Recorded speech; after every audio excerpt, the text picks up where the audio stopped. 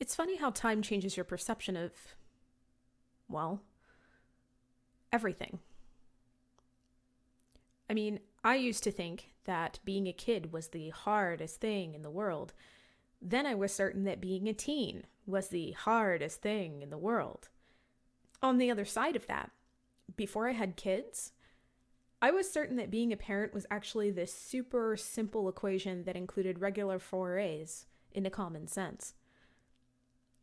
And now I realize that life is just kind of hard in general, and that I'm dealing with kids who don't operate from a place of common sense, so I won't either. Now, I'm pretty damn sure I don't know a thing, and this may be the first time I don't find out I'm wrong about something 20 years down the road. But I have realized that who we perceive ourselves to be today will be all wrong tomorrow.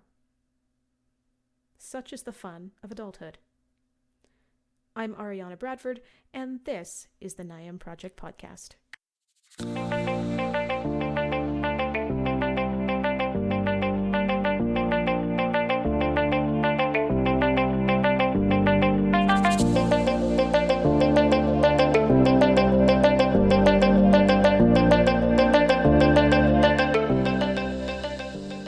What's up? As I've mentioned, I'm Ariana Bradford, and this is the NIAM Project Podcast, and you're listening to episode 9 of season 2.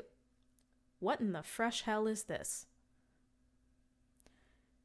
So I've always been super vocal about the fact that I find parenthood to be an evolution, more than a full-on phase shift.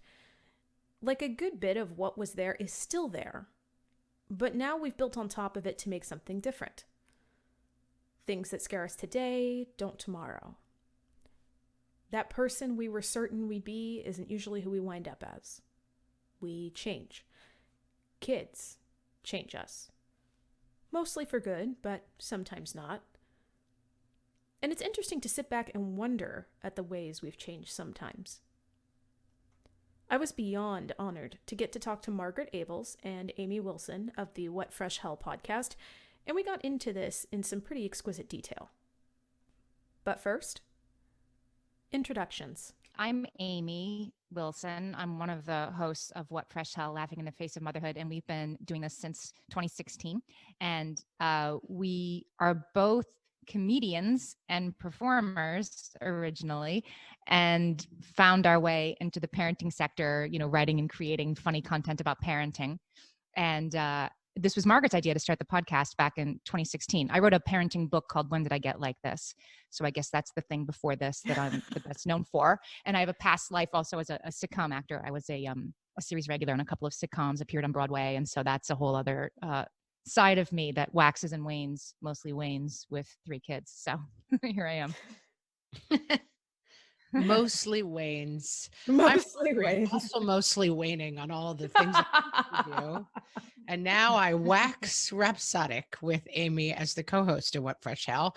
My background is in comedy. I was briefly a stand-up, mostly an improv comic, and then was a television writer for a couple of years, and ended up at Nick Mom, which was Nickelodeon's foray into the mom comedy world. It was short-lived, shall we say.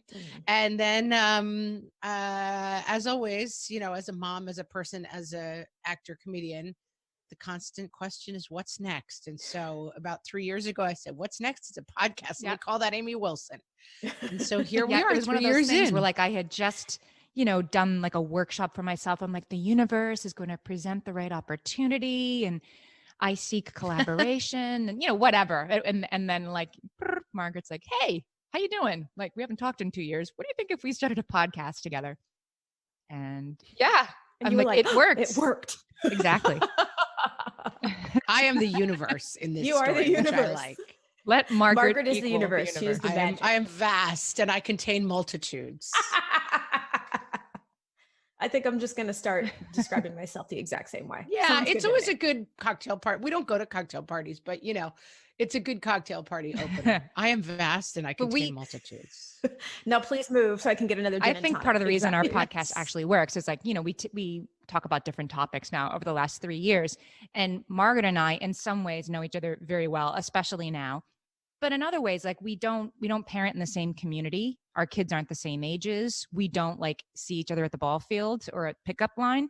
And so I guess these days I feel like I am more likely to think I know what Margaret's take on something is going to be. Like in the beginning, it was like messy rooms. Do they matter? And I really didn't know what this person was going to say. Now I think I know what she's going to say, but I am still wrong a third of the time easily. Yeah. Yeah. Well, like probably one of the craziest things is I think like, I don't, how old are your children? Mine are 12, 15, 17. I got big kids. Ooh. And mine are 11, 9, and 7. Okay. So I have the teeniest ones of the three of us. Mine are four and soon to be 6. And we've got almost the whole range. We've got 4 to 16. The whole gamut. And I'm just going to say, I haven't even been a parent very long, and my opinions have changed like 15 different times since having. And realistically, you've been a parent for 10 years because you get to combine the ages. Right? It's like, so you've been a parent for a decade. I've been a parent. Oh my God, don't say it. It's like numerology. You get to add them all up to get the real number. 10's lucky. That's what I'm saying. Yeah. See, It's like numerology or consecutive life sentences, depending on how you look at it. I kind of like that second one because that's about what it feels like. I was looking at a little more realistic. I was looking at my Facebook memories this morning, and it was showing me back in college at 20. And I remember at the time I thought that I hadn't changed. I was looking at it maybe 5 years ago and was like, I haven't changed at all. I looked at that picture today and I was like, these children are sucking the life out of me. Yeah. We often say on the podcast, because we try to work a lot against the idea of like appearance and weight and that stuff not being particularly interesting. And one of our mottos is, if you don't like the way you look at a picture, one tip is to just put it away and look at it again in 10 years, because you'll look a lot better to yourself.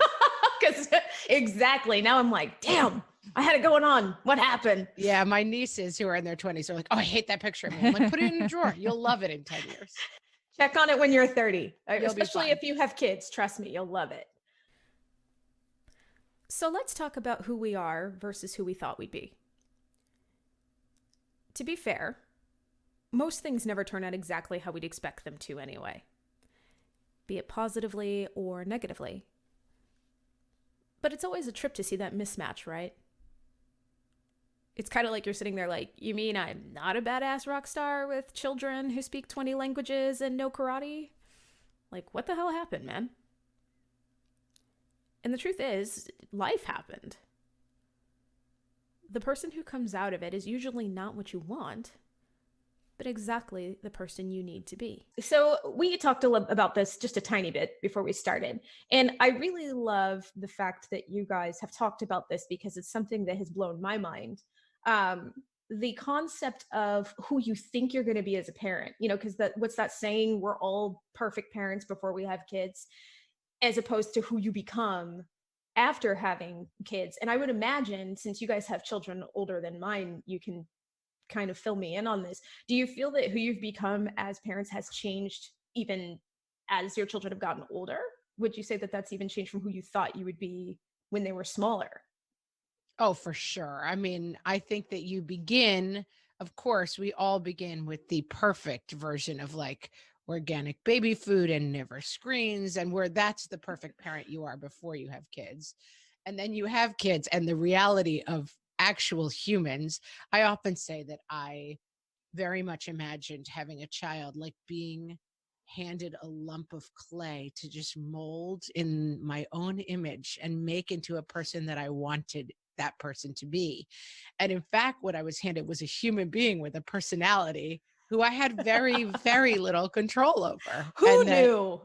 Yeah, that continues to shock me. Like, oh, this is just a human person that really is not. Another metaphor we use all the time is like, it's like a boat and you think you're driving the boat and that your child is just a passenger in the back of the boat.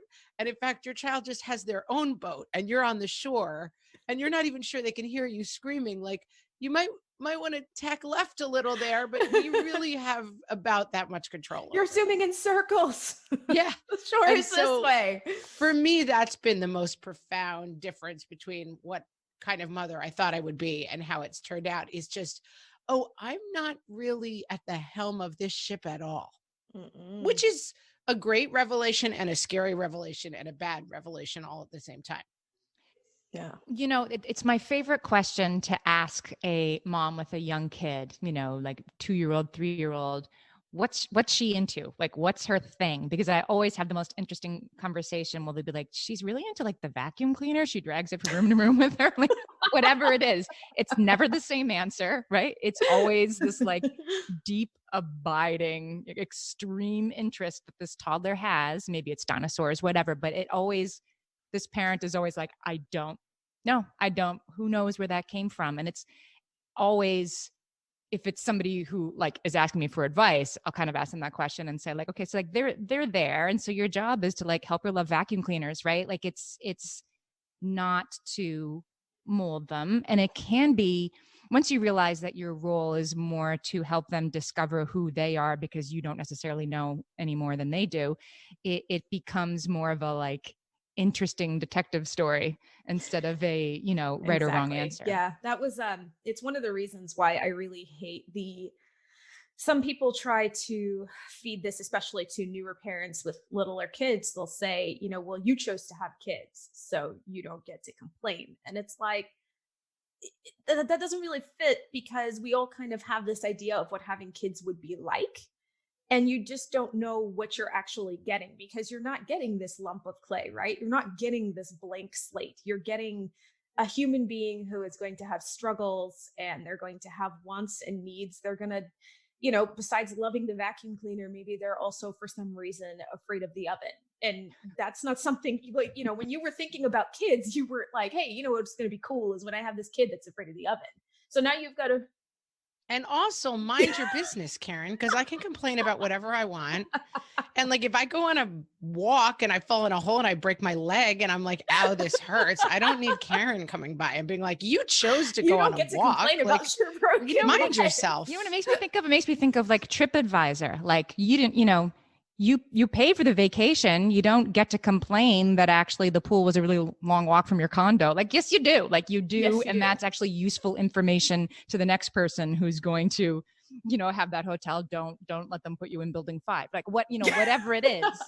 Exactly. That's what this, I think that's what our group on Facebook, I think that's what our podcast, all of this is all about. Like, give me news I can use, make it a little easier for somebody else. And the tough thing I think about working with, little people, is that even I could tell you what my experience is with my kids, but it's not going to be catch all. There's still going to be stuff that's just not going to work, because they are so incredibly unique and different that I don't understand how you can't complain about the fact that, I'm telling you that this one thing worked for my 5-year-old, and then you try it and the kid's like, nah, it didn't work. I'm still right. And having 3 kids, I mean, it doesn't even work for all 3 of my kids. And we do an episode on picky eating, and Amy and I both have kids for whom the advice, like, they'll eat if they're hungry. Come to my table and meet my kid. 2 of my kids will eat when they're hungry. 2 of my kids will eat most things. I have a kid who will not walk. He's gotten better, but as a young child, he would not walk into the kitchen if there was rice on his plate. He could not be in the room with rice. Like, so come at me with they'll eat if they're hungry, but yep, not this kid. My kid. Not this kid. I had a friend who was like that with sleep. She had a child who did not sleep for, I want to say it was 18 months, like just constant. And she was getting all this different sleep advice. And one of the things was the whole cry it out thing. And, my kids, I let them cry it out. It didn't last very long with them. It was like 5 minutes. And then eventually after a couple of days, they got it. But she was one of those people. If she let her kid cry it out, she said one time her kid got so upset that she broke her crib. It's like, okay, well, clearly that's not working for you. So never mind, so it's not a catch-all. And it's harder, I think, than really any other big life problem, because at least most of those, I feel like if you buy a house, if you move to a new city, even if you start a new relationship, those things all kind of have universal things that you can all kind of connect with. But with kids, even though we have certain things that we all go through, there are still things that are just going to diverge, and there's nothing that you can do about it. So I mean, I do think there's, and we try to aim for what we call like the fat Right. part of the bell curve, right? That like there is advice on sleeping, advice on eating, you know, like having a Mhm. nighttime ritual, quiet room, no interesting interactions at night, keep it dark. There's lots of stuff in that fat part of the bell curve that will help sure. a lot of kids. And we always try to give voice to the fact of like, hey, I had a kid this didn't work for at all. I have this kid who is like sensory, whatever's going on with him sensorily, he can't be in the Right. room with certain foods. Like he's not going to be a kid who I'm just like, well, present different options and eventually he'll try them. So while there is this fat part of the bell curve, you've got to acknowledge that there are kids who Right. fall outside of that. And so I think that's why having a big community, having lots of podcasts and conversations, like there are, even for my really outlier kid, I have heard things where I'm like, Right. oh, that would work for him. I'm going to try that, you know? And so that's why I like that people are having conversations about it that aren't like, if this doesn't work for you, you're a failure Yeah. as a mom. It's like, hey, let's try this whole range of advice. A lot of it's going to work for the kids in the center. Maybe there's something for your outliers Who too. knew that we were going to be such in-depth problem solvers? Well, the other thing we go back to a lot, we talk a lot about our grandmas, and like I have like the grandma tests, like, because I do think you can overthink this stuff too. Like, well, I have a spreadsheet about my kids, everything they tried on different days. And on Tuesday, they tried this. And I do try to also go back to the grandma model, Amy's grandma. Oh yeah. Amy, So talk she about used your to, grandma, her expression. my grandmother had a saying that I think she made up, and she'd say, tweet, tweet. And she'd say it like at a birthday party on Christmas morning, if she thought I got like too many, you know, clothes with my mom at the department store or whatever. It was always tweet, tweet. Like, this is just more than anybody should be expected to have. 2 oranges in their Christmas stocking, right? That was her. So yeah, she just thought everything was tweet, tweet. So she would definitely say that almost everything that I do with my kid, you know, like staying up with them last night to help him pick which classes he's going to have senior year. Like, this is like the most important decision that's going to happen to anybody ever in the world. She would definitely have walked by with her cane and said, tweet, tweet, and kept moving.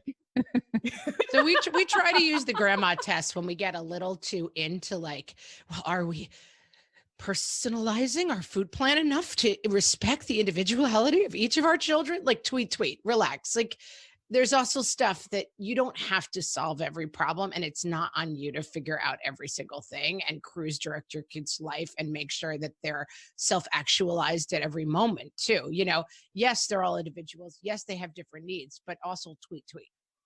I think I'm going to wind up stealing tweet, tweet. I hope. Margaret says it all the time, and it was my grandmother. Yeah, it's so useful. I say it's Amy's grandma's thing. And I'm just like, oh, tweet, tweet, Amy. I don't care if they go to the library every week. Please, it's not interesting to me. I'm going to start using it on my husband and make him listen to Yes. this episode. Good. So that he can figure out what I'm talking about. Because I like that tweet, tweet. That's because we do get really, I don't know why I'm saying we, because I really do. It's the royal way. Yeah, it's the royal way. Get so wrapped up in the concept of, am I doing this right, that sometimes I think, you know, I lose the idea of the simpler path. And sometimes the simpler path is the best. That whole Occam's razor thing. And it's just, you know, we get so, it's a lot of pressure. It's a lot of pressure. And I think that was one of the things that we missed before having kids, especially. I know I did. Like, having kids is so, it's a lot of pressure to take this little person and be like, if I take a wrong step, you're going to become a serial killer. How do I fix this? Like, I don't want you to have your own Netflix special. So what do I do? And it's, but though I will say, I find the flip side of that is like, the Netflix special is a good, you know, the idea that like you're a bad parent. Mhm. Whenever I watch Netflix, I'm like, maybe I'm not that bad at this. Like, look at these parents. They seem really genuinely terrible, you know? Like, I've never, you know, forced my children into a work situation. I don't ignore them to go out drinking 10 times a week. Like, I think there is some comfort in being like, another thing we talk about is like the 40-year-old test. Like take a room of 40-year-olds and be like, which one of these went to a Montessori daycare? You can't Never know. tell. Nope. And so I think that, there are certainly people who are terribly damaged by their parents. Their parents are not listening to parenting podcasts to get advice. Like we are out, we're in the fat part of the bell curve on like basically normal parents. That is true. So think of if we got all of our kids together when they're 40, it's going to be hard to tell which one of us let them watch 6 hours of screen time a couple of days because we were bored.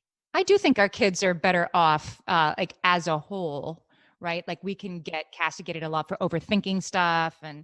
But back in the tweet days, like I have a relative who I am sure has a learning disorder that was, of course, never diagnosed because what was a learning disorder. And this person was just told from a young age that they're just pretty dumb.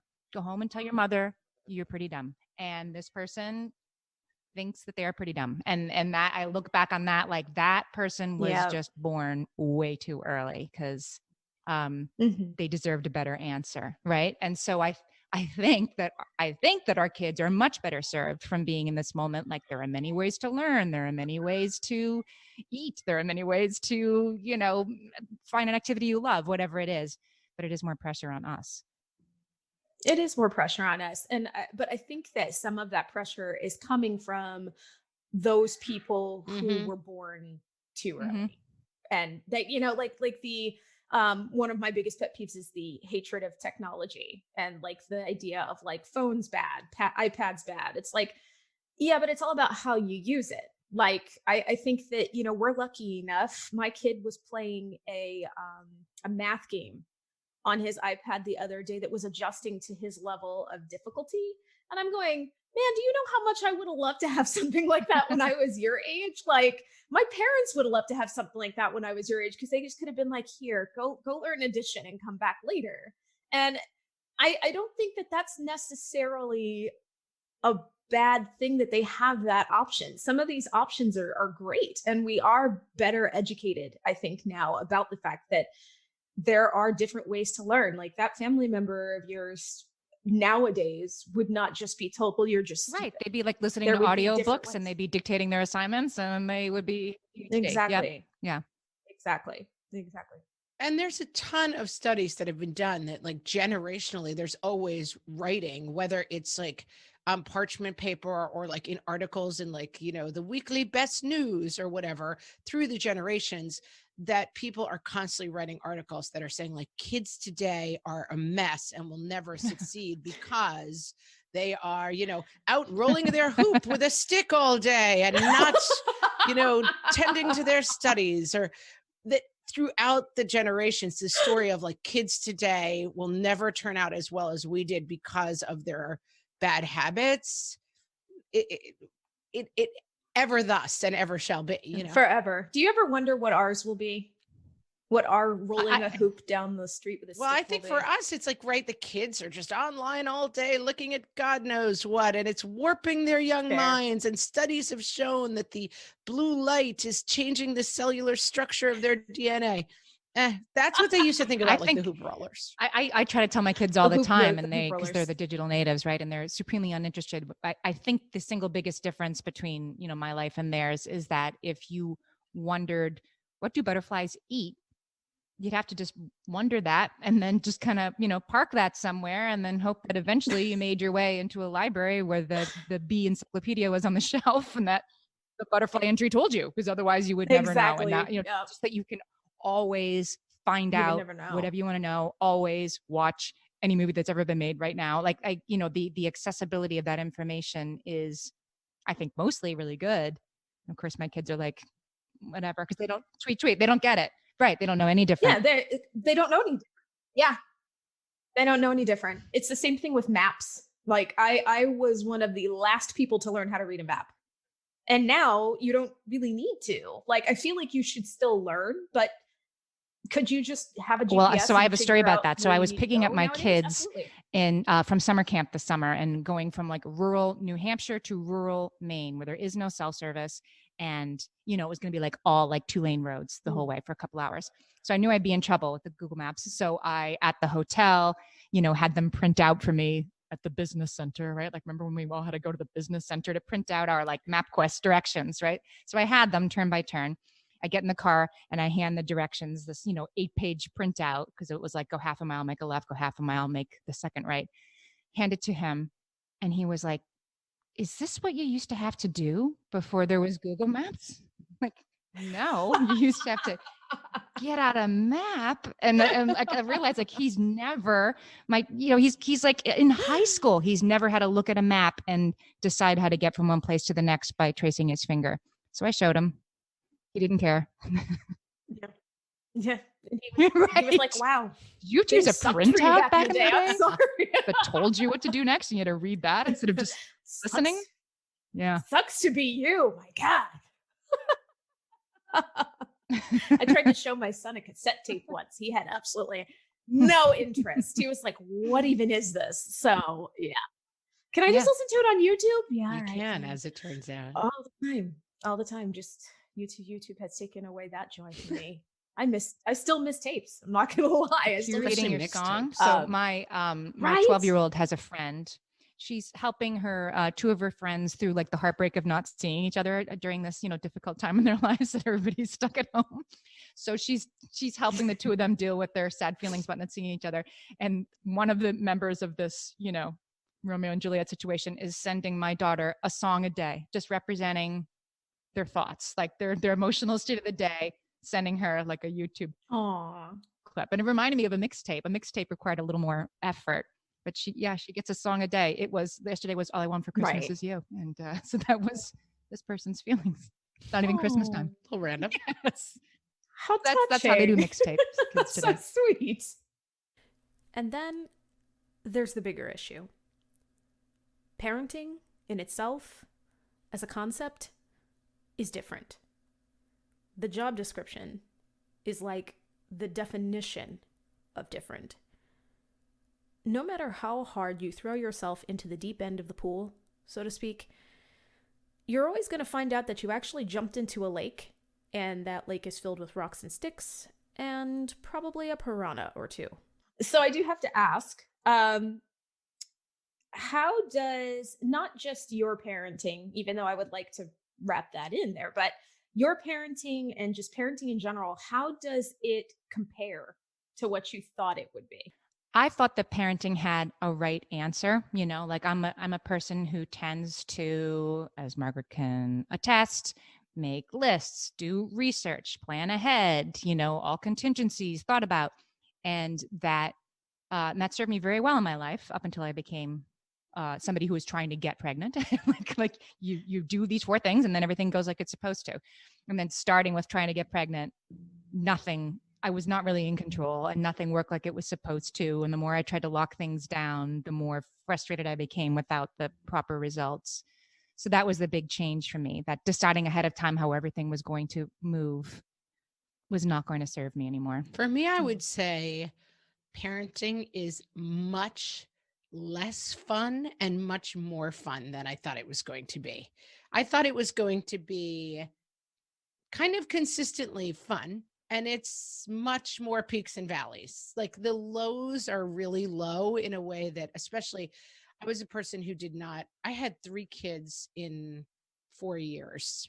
And so I had a ton of little kids all at the same time. And I would say the 2 years where my kids were all first in existence were 2 of the worst years of my life, which really surprised me. I mean, I'm glad I have children. I'm glad they survived and that the results are that I now have 3 kids who I really enjoy, but those times were terrible for me in a way that I found consistently shocking.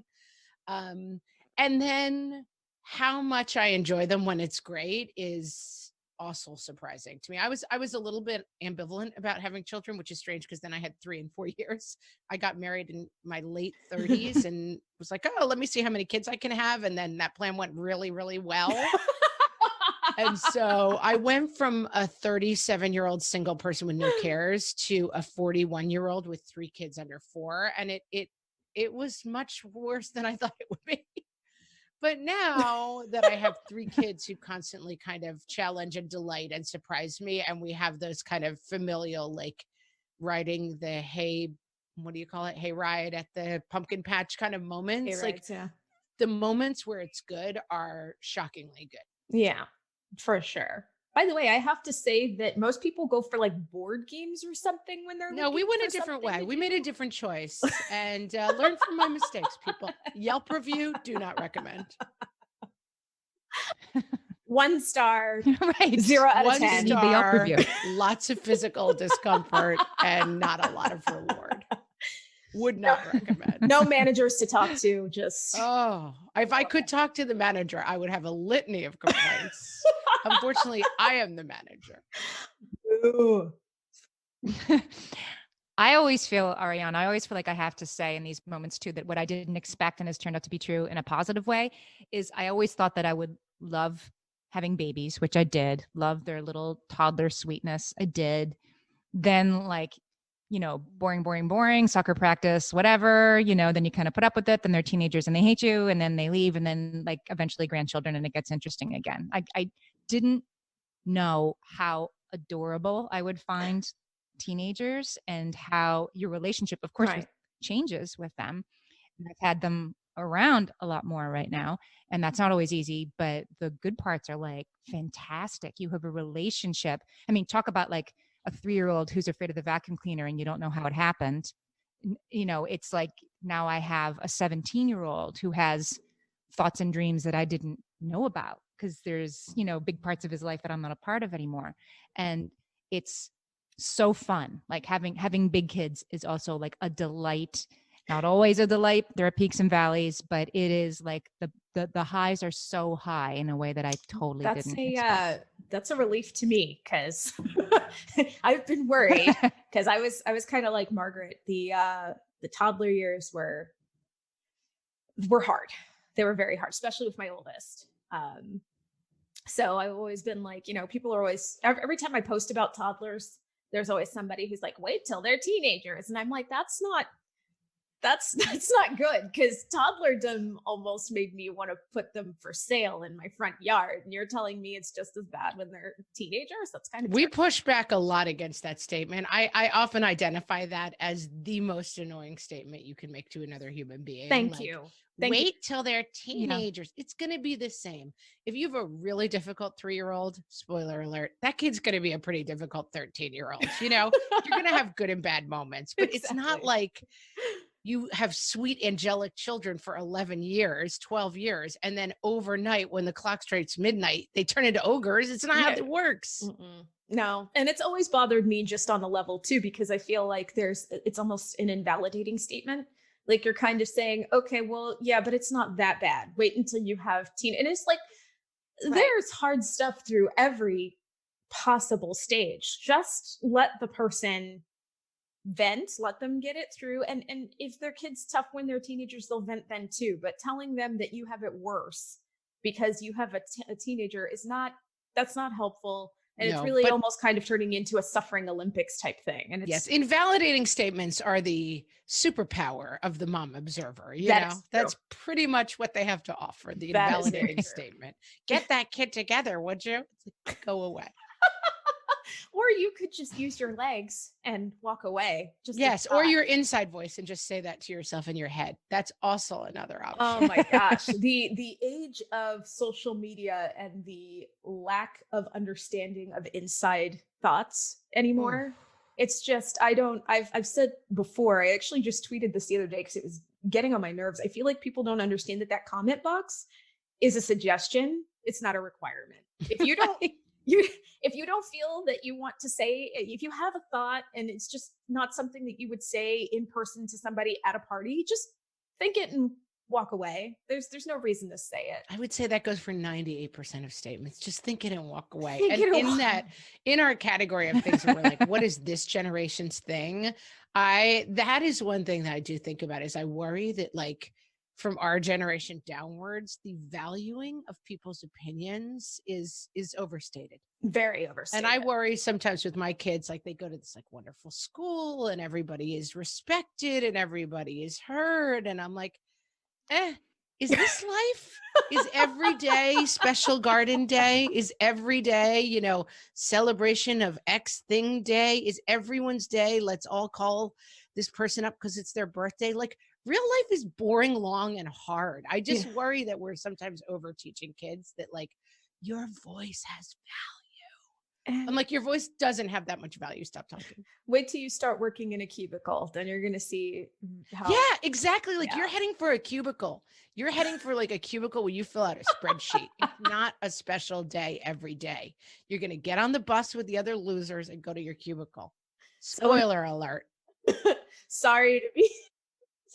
We should be so lucky. Yes, for bus be routes so and lucky to have a cubicles. job. Exactly. I always joke at career day that, like, I've gone in and talked about whatever, being a comic, an actress, a writer. And I'm like, I'm always tempted to go in with a cigarette and be like, listen, kids, it's a tough world out there. It's not all rainbows and butterflies. It's a lot of rejection. Worst career day like, ever. you can do whatever you want. Yeah, exactly. Miss Ables, could you stop coming to career day? You're frightening the children. They're all going home and crying. This is just not the kind of thing we want. We've had some complaints. Get used to it. Life is a complaint. Yeah. Get used to it. Losers. Despite all of the surprises, though, you've got this. I've said it before, and it bears repeating. You may not feel like you've got this sometimes, but you've got this. Or, as Amy and Margaret would put it, you know more than you think you do. Like, you are the expert of your own parenting journey and what your kid needs. And don't worry too much about what other people think. Read the TripAdvisor reviews and use the ones that are useful for you and ignore the ones that aren't, because you do know more than you think you do. I like that. I'm going to use a piece of advice that's become a touchstone that Amy gave to me that kind of sums up a lot of this stuff, which is like, it's kind of like a mantra,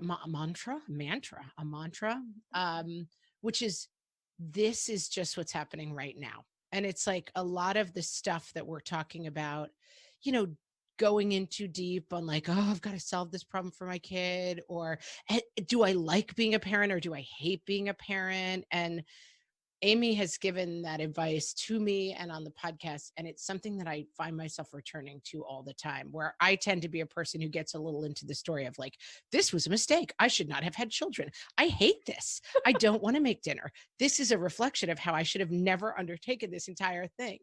And that's advice that has proved so useful to me. Like, this is just what's happening right now. We're having a terrible dinner where no one wants to eat and everyone hates each other and hates me and I hate my husband. This is just what's happening right now. This is nothing to do with the bigger state of things. So usually, I'd give you guys the details on where to find these awesome ladies, but they put it in a way more interesting and a much more entertaining way than I ever could. So here's how to hear more from Margaret and Amy, should you be so inclined. And by the way, I totally think you should be inclined, because they're fantastic. So our podcast is called What Fresh Hell, Laughing in the Face of Motherhood. And you can find it, just search What Fresh Hell in any podcast app. Our website is whatfreshhellpodcast.com. If you listen in your internet browser, then you can always find us there. You want to give them the social media handles? Sure. Margaret? We're on Facebook, and we have a very active Facebook group, which allows moms to talk to other moms about whatever's going on, either off of a podcast topic or just like, hey, it's Tuesday and my kid is throwing stuff, whatever. And you can find us on Facebook at What Fresh Hellcast, or just search What Fresh Hell Podcast on Facebook, and you can join the group from our page. And we're also on Twitter at WFH Podcast, and we're on Instagram also at What Fresh Hellcast. We're everywhere, guys. You're everywhere. We're also just show up in your living room sometimes and shout parenting advice at you. But that's a service. That's a premium service. Now, because of the social distancing, they will stay outside your window. Yes, we'll shout through the window from 6 feet. We're safe and we wear masks. All these links will be in the show description. And as an extra little bit of good news, by popular demand, the Niam Project has a brand new Facebook group of its own. Finally. It's a place for anyone who vibes with our message and who wants to make connections with people who need to talk about the hard parts of parenting sometimes. talk about your kids, your life, funny shit you find on the internet. And yes, there will be discussions about the podcast for those who listen. It's the perfect chance to build your community a little bit, especially in times like these, when we need them the most. And hopefully, maybe it'll result in some in-person events for us in the future. Possibly? I don't know. Here's hoping. Anyway, you can follow the link for our group in the episode description, or you can search for the NIAM Project Community Group on Facebook to find us there. The NIAM Project podcast is written and produced by me, Ariana Bradford. You can find out more about us on our website at weareniam.com or on social media under the name The NIAM Project. Thanks a million to Margaret and Amy for giving us some of their time today, and I'll see you next time.